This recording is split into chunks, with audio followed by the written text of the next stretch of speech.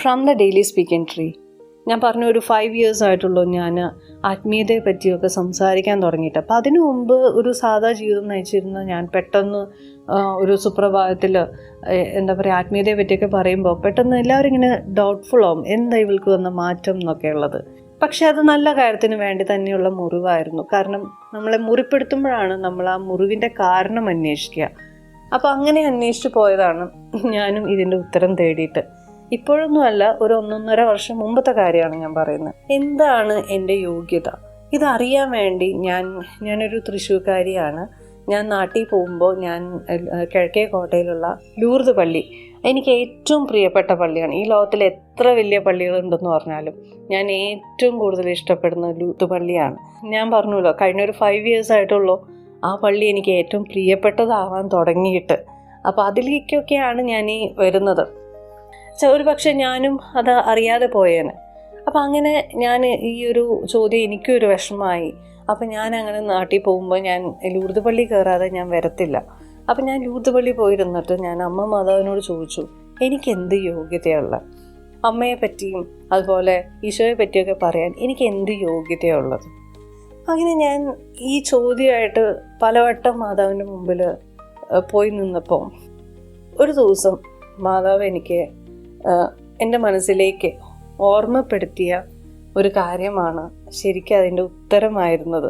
പക്ഷേ വർഷങ്ങൾക്ക് ശേഷം ഞാൻ ഈ ചോദ്യമായിട്ട് വീണ്ടും ഞാൻ അതേ പള്ളിയിൽ പോയിട്ട് ഇരുന്ന് ഞാൻ ചോദിക്കുമ്പോഴാണ് അമ്മ മാതാവ് എനിക്കിത് കാണിച്ചു തരുന്നത്. ഒരു അനുഭവമാണ്. അപ്പം ഞാൻ തൃശ്ശൂരിൽ വളരെ പ്രമുഖമായ ഒരു സ്കൂളിൽ പഠിക്കുകയായിരുന്നു. അപ്പം ഞങ്ങളുടെ അന്നത്തെ യൂണിഫോം ഇതായിരുന്നു, ഒരു ലോങ് സ്കേർട്ട്, പിന്നെ അതിൻ്റെ ബ്ലൗസാണ്. അപ്പോൾ ഞങ്ങളുടെ ഡയറിയിൽ സ്ട്രിക്റ്റ് ഇൻഫോർമേഷൻസ് ഉണ്ട് എങ്ങനെ ഡ്രസ്സ് ചെയ്യണമെന്നുള്ളത്. അപ്പോൾ we are suppose to wear long ഒരു ഫ്രോക്ക് പോലത്തെ ഒരു പെറ്റിക്കോട്ട് ഇടണം, അതിൻ്റെ മുകളിലാണ് ഈ സ്കേർട്ട് ഇടേണ്ടത്. അപ്പോൾ ഇങ്ങനെ ഒരു വേഷവിധാനമായിരുന്നു ഞങ്ങളുടെ അന്നത്തെ സ്കൂൾ യൂണിഫോം. ഞാൻ ഈ പറയുന്നത് ഞാൻ ആ സമയത്ത് 8ാം ക്ലാസ്സിലായിരുന്നു. അപ്പോൾ 8ാം ക്ലാസ്സിൽ ഞാൻ പഠിച്ചുകൊണ്ടിരുന്ന സ്കൂളിൽ ഉണ്ടായ ഒരു അനുഭവം. ഞാൻ ആ സ്കൂളിലെ ബാൻഡ് സെറ്റ് ടീമിലുണ്ടായിരുന്ന ഒരു മെമ്പറാണ്. അങ്ങനെ ബാൻഡ് സെറ്റ് ടീമിൽ അന്ന് ഡിസ്ട്രിക്ട് ലെവൽ കോമ്പറ്റീഷനാണ്. അന്ന് ആ കോമ്പറ്റീഷൻ നടന്നത് ഞാൻ ഈ പറയുന്ന ലൂർദ് പള്ളിയുടെ, നിങ്ങൾ ശ്രദ്ധിച്ചിട്ടുണ്ടെങ്കിൽ ആ കാർ പാർക്കിംഗ് സ്പേസിലാണ്. വലിയൊരു മുറ്റമാണ് പള്ളിയുടെ മുന്നിലുള്ളത്. അപ്പോൾ അവിടെ കാർ പാർക്കിംഗ് സ്പേസിലാണ് ബാൻഡ് സെറ്റിൻ്റെ ഡിസ്ട്രിക്ട് ലെവൽ കോമ്പറ്റീഷൻ നടക്കുന്നത്. നിങ്ങൾ ആലോചിച്ച് നോക്കണം, ഡിസ്ട്രിക്ട് ലെവൽ കോമ്പറ്റീഷനാണ്, പല സ്കൂളിൽ നിന്നുള്ള കുട്ടികളുണ്ട്, എല്ലാവരും കോമ്പറ്റീറ്റീവ് മൂഡിലാണ്, ടീച്ചേഴ്സ് ഉണ്ട്, ഒരുപാട് കുട്ടികളുണ്ട്, ഒരുപാട് പബ്ലിക് ഉണ്ട്. ബിക്കോസ് അതൊരു ഓപ്പൺ സ്പേസ് ആയതുകൊണ്ട് പബ്ലിക്കും അവിടെ ഉണ്ട്. അപ്പോൾ ഇവരെല്ലാവരും ഈ ലൂർദ് പള്ളിയുടെ കാർ പാർക്കിംഗ് സ്പേസിൻ്റെ ആ മുറ്റത്താണ് എല്ലാവരും വട്ടം കൂടി നിൽക്കുന്നത്. ഇങ്ങനെ ഒരു സിറ്റുവേഷനിൽ ഞാൻ പറഞ്ഞല്ലോ, ഞാൻ ഈ ബാൻഡ് സെറ്റിൻ്റെ ടീമിലുണ്ടായിരുന്ന ഒരാളാണ്. അപ്പം ഈ കോമ്പറ്റീഷൻ ഞങ്ങളുടെ സ്കൂളിൻ്റെ ടേൺ വന്നപ്പോൾ ഞാൻ ആ കോമ്പറ്റീഷനിൽ പാർട്ടിസിപ്പേറ്റ് ചെയ്തു. അങ്ങനെ കോമ്പറ്റീഷൻ തുടങ്ങി കുറച്ച് കഴിഞ്ഞപ്പോൾ എന്ത് പറ്റി വെച്ചാൽ എൻ്റെ സ്കേർട്ടിൻ്റെ കൊളുത്ത് വിട്ടു. സ്കേർട്ട് മെല്ലെ മെല്ലെ ഇറങ്ങി വീണുപോയി. പക്ഷേ ഞാൻ ആ സമയത്ത് ഞാൻ പറഞ്ഞു, ഞാൻ ഒരിക്കലും ഓർക്കാൻ ഇഷ്ടപ്പെടാത്തൊരു കാര്യമാണ്. പക്ഷേ മാതാവ് വളരെ സുന്ദരമായിട്ട് ഇത് ഹൈഡ് ചെയ്ത് വെച്ചിരിക്കുകയായിരുന്നു. വർഷങ്ങൾക്ക് ശേഷം ഞാൻ ഈ ചോദ്യമായിട്ട് ചെന്നപ്പോഴാണ് മാതാവ് എന്നെ ഇത് ഓർമ്മിപ്പിക്കുന്നത്. കാരണം ഞാൻ ആ ചോദിക്കുന്ന മാതാവിൻ്റെ മുമ്പിലാണ് ഈ സംഭവങ്ങളെല്ലാം നടക്കുന്നത്. അപ്പം അന്ന് ഈ സ്കേർട്ട് ഊരിപ്പോയി. പക്ഷേ ഞാൻ ആ കോമ്പറ്റീഷനിൽ നിന്ന് ഒഴിഞ്ഞു നിന്നില്ല. ഞാൻ ആ കോമ്പറ്റീഷൻ തുടക്കം തൊട്ട് അവസാനം വരെ ഞാൻ ആ കോമ്പറ്റീഷനിൽ പാർട്ടിസിപ്പേറ്റ് ചെയ്തു വിത്തൗട്ട് സ്കേർട്ട്. പക്ഷേ എൻ്റെ പെറ്റിക്കോട്ട് ഉണ്ടായിരുന്നു, ലോങ് പെറ്റിക്കോട്ടാണ്. അപ്പോൾ ലോങ് പെറ്റിക്കോട്ടിൽ നിന്നുകൊണ്ട് ഞാൻ ആ ബാൻഡ് സെറ്റിൻ്റെ കോമ്പറ്റീഷൻ പാർട്ടിസിപ്പേറ്റ് ചെയ്യാണ്. കോമ്പറ്റീഷൻ കഴിഞ്ഞതും ഞാൻ അവിടെ നിന്ന് ഓടി. എനിക്കിപ്പോഴും ഓർമ്മയുണ്ട്, ആ ലൂർദ് പള്ളിയുടെ സൈഡിലുള്ള സ്റ്റെപ്സൊക്കെ ഉണ്ട്. ആ സ്റ്റെപ്സിൻ്റെ അവിടെ പോയിരുന്ന് ഞാൻ ഭയങ്കര കരച്ചിലാണ്, നിലവിളിച്ച് കരയാണ്. അപ്പോൾ എൻ്റെ ടീച്ചേഴ്സും എൻ്റെ മറ്റേ ടീമിലുണ്ടായിരുന്ന അവരൊക്കെ വന്ന് എന്നെ ആശ്വസിപ്പിക്കുന്നുണ്ട്. ഞാൻ പറഞ്ഞു, ഞാൻ കാരണം നമ്മൾ ഡിസ്ക്വാളിഫൈഡ് ആയില്ലേ എന്നൊക്കെ പറഞ്ഞ് ഞാൻ ഭയങ്കര കരച്ചിലാണ്. നീ അവസാനം വരെ പിടിച്ചു നിന്നുകൊണ്ട് നമ്മൾ ഡിസ്ക്വാളിഫൈഡ് അല്ല, നീ ഇടയ്ക്ക് വെച്ച് ഇറങ്ങിപ്പോയിരുന്നെങ്കിൽ ഡിസ്ക്വാളിഫൈഡ് ആവുമായിരുന്നു.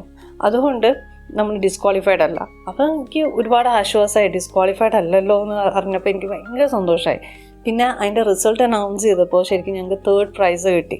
പക്ഷേ എൻ്റെ ഉള്ളിൽ ചെറിയൊരു വേദന, ഒരു പക്ഷേ അത് 1st or 2nd ആയിരുന്നിരിക്കാം, ഇതിങ്ങനൊരു സംഭവം കൊണ്ടായിരിക്കാം അത് 3rd പ്രൈസിലേക്ക് പോയത് എന്നൊരു കുറ്റബോധം ഉണ്ടെങ്കിൽ പോലും അത്രയും സ്കൂൾസിൻ്റെ ഇടയിൽ അത്രയും വലിയൊരു കോമ്പറ്റീഷനിൽ 3rd പ്രൈസെങ്കിലും കിട്ടിയല്ലോ എന്നുള്ളൊരു സന്തോഷം, ഞാൻ കാരണം ഡിസ്ക്വാളിഫൈഡ് ആയില്ല എന്നുള്ള സന്തോഷമൊക്കെ എൻ്റെ മനസ്സിന് ഒരുപാട് ആശ്വാസം തന്നു. പക്ഷെ ഞാൻ ആലോചിക്കുമ്പോൾ ഇത്രയും പബ്ലിക്കിൻ്റെ മുമ്പിലുണ്ടായൊരു സംഭവമാണത്.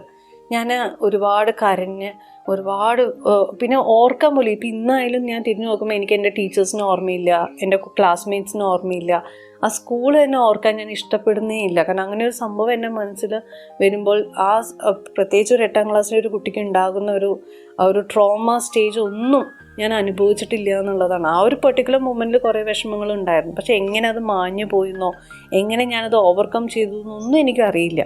പക്ഷെ അത് വളരെ സുന്ദരമായിട്ട് അത് ഹൈഡ് ചെയ്ത് വെച്ചിട്ടുണ്ടായിരുന്നു. പക്ഷെ ഞാൻ ചോദിച്ചപ്പോൾ, മാതാവിൻ്റെ മുമ്പിൽ വന്ന് ചോദിച്ചു, എൻ്റെ യോഗ്യത പറഞ്ഞു തായോ എന്ന് പറഞ്ഞപ്പോഴാണ് മാതാവ് എന്നോട് പറഞ്ഞു, നീ അവസാനം വരെ നീ ആ കോമ്പറ്റീഷനിൽ പിടിച്ചു നിന്നു. അത് അമ്മയുടെ മുന്നിലാണ് ഇത് നടക്കുന്നത്.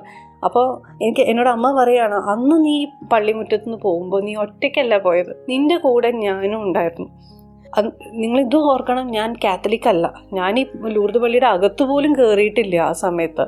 കാരണം കല്യാണം കഴിഞ്ഞിട്ടാണ് എൻ്റെ കല്യാണം നടന്നതും ഈ ലൂർദ് പള്ളിയിലാണ്.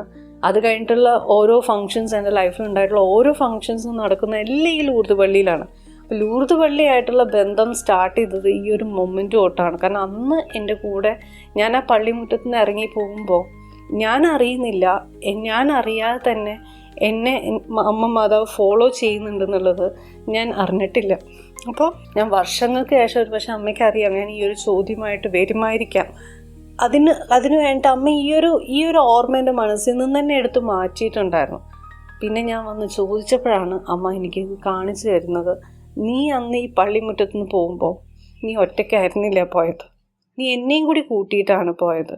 ആ ഒരു ഉത്തരം കിട്ടിയപ്പോൾ എനിക്കുണ്ടായൊരു എക്സൈറ്റ്മെൻറ്റ് ഞാൻ പറയേണ്ട ആവശ്യമില്ലല്ലോ, അത്രമാത്രം സന്തോഷമായിരുന്നു. പക്ഷേ അന്നും അങ്ങനെ വർഷങ്ങൾ കഴിഞ്ഞു, ഞാൻ അപ്പോഴും അമ്മ മാതാവിനെ അറിയുന്നില്ല. എൻ്റെ കൂടെ അങ്ങനെ ഒരു ശക്തി ഉണ്ടെന്നോ ഒരു അമ്മയുടെ പ്രൊട്ടക്ഷൻ എനിക്ക് ഉണ്ടെന്നോ ഒന്നും ഞാൻ അറിയുന്നില്ല. പിന്നെയും വർഷങ്ങൾ കഴിഞ്ഞ് ഞാൻ പറഞ്ഞല്ലോ, ഒരു 2019 ആയപ്പോഴാണ് ഞാൻ കൂടുതൽ സ്പിരിച്വൽ ലൈഫിലേക്ക് വരാൻ തുടങ്ങിയത്. അപ്പോഴാണ് ഈ ചോദ്യങ്ങളൊക്കെ എൻ്റെ മനസ്സിൽ വരുന്നത്, എന്ത് യോഗ്യതയാണ് എനിക്കുള്ളത് എന്നുള്ള ചോദ്യങ്ങളൊക്കെ വരാൻ തുടങ്ങിയപ്പോഴാണ് ഈ ഒരു ഉത്തരം എനിക്ക് തരുന്നത്. നിൻ്റെ യോഗ്യത ഇതാണ്, അവസാനം വരെ നീ പിടിച്ചു നിന്നു, അതാണ് നിൻ്റെ യോഗ്യത. അപ്പോൾ എനിക്ക് എന്തുകൊണ്ടോ ഇന്ന് ഇങ്ങനെ ഒരു എപ്പിസോഡ് ചെയ്യാൻ തോന്നുകയാണ്. ഞാൻ മുമ്പ് ചെയ്തിട്ടുണ്ട് ഓൾറെഡി ഈ കാര്യം, ഞാൻ ഒരു 1.5 വർഷം മുമ്പ്. കാരണം ഈ ഒരു റിയലൈസേഷൻ എനിക്ക് അമ്മ കാണിച്ചു തന്നപ്പോൾ തന്നെ ഞാനൊരു എപ്പിസോഡ് ചെയ്തിട്ടുണ്ടായിരുന്നു. ഇന്ന് എന്തുകൊണ്ടോ ഈ ഒരു വിഷയത്തെപ്പറ്റി സംസാരിക്കാൻ ഒരു പ്രചോദനം ഉണ്ടായപ്പോൾ ഞാൻ അതുകൊണ്ടാണ് നിങ്ങളുടെ മുമ്പിൽ ഈ ഒരു കാര്യം ഉണ്ടായത്. അപ്പോൾ അന്ന് എൻ്റെ ജീവിതത്തിൽ ഉണ്ടായിട്ടുള്ള ആ ഒരു ഓർമ്മകൾ വളരെ സുന്ദരമായ രീതിയിൽ അത് മറച്ചു വെച്ചു എന്നുള്ളതാണ്. കാരണം ഒരിക്കലും നമ്മളെ അത് ഹോണ്ട് ചെയ്തിട്ടില്ല, ഒരിക്കലും ആ ഒരു സംഭവത്തെക്കുറിച്ച് ഓർക്കാനും ഞാൻ ആഗ്രഹിച്ചിട്ടില്ല. പക്ഷേ ഇന്ന് ഞാൻ ഓർക്കുമ്പോൾ എനിക്കത് ഭയങ്കര ഒരു പ്രൗഡ് മൊമെൻ്റായി തോന്നി. കാരണം അങ്ങനെ ഒരു സംഭവം ഉണ്ടായിരുന്നില്ലെങ്കിൽ, അങ്ങനെ ഒരു സഹനം ആ സമയത്ത്, അതൊരു സഹനം എന്ന് പോലും എനിക്കറിയത്തില്ല.